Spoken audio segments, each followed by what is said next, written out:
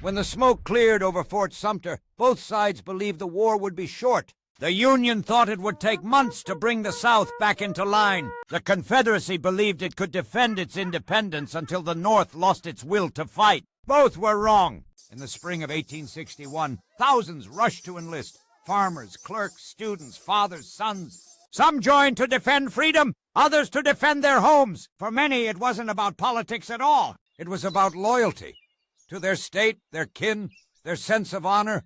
And in that choice, brother turned against brother. Families split apart. Neighbors who once shared harvest now took aim across battlefields. The country's heart was divided not just by borders, but by blood. The first major battle came in July 1861, near a small Virginia creek called Bull Run, or Manassas. Spectators from Washington came with picnic baskets, expecting a quick Union victory. But when Confederate reinforcements under General Thomas Stonewall Jackson held the line, the illusion of an easy war vanished. By nightfall, Union troops were retreating in chaos, and the reality of civil war set in. More battles followed: Shiloh, Wilson's Creek, the 7 Days, and more, each one bloodier than the last. At Shiloh in Tennessee, over 23,000 men were killed or wounded in just 2 days. Newspapers called it slaughter. Soldiers who survived spoke of the screams, the smell of death, the shock of what their country had become. The North realized victory would not come through speeches or parades. It would take years and rivers of blood.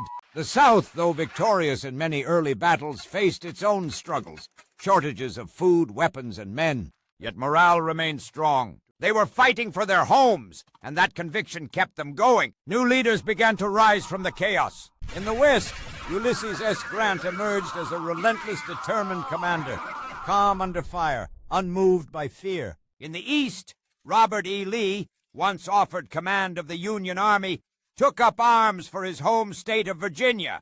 His brilliance on the battlefield made him a legend.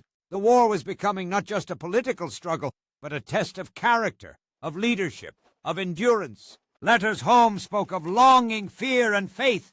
Mothers waited by windows for sons who would never return. The phrase brother against brother was no longer a metaphor. It was America's reality. By the end of 1862, the war had stretched far beyond anyone's imagination. And the question was no longer when it would end, but how many would live to see it.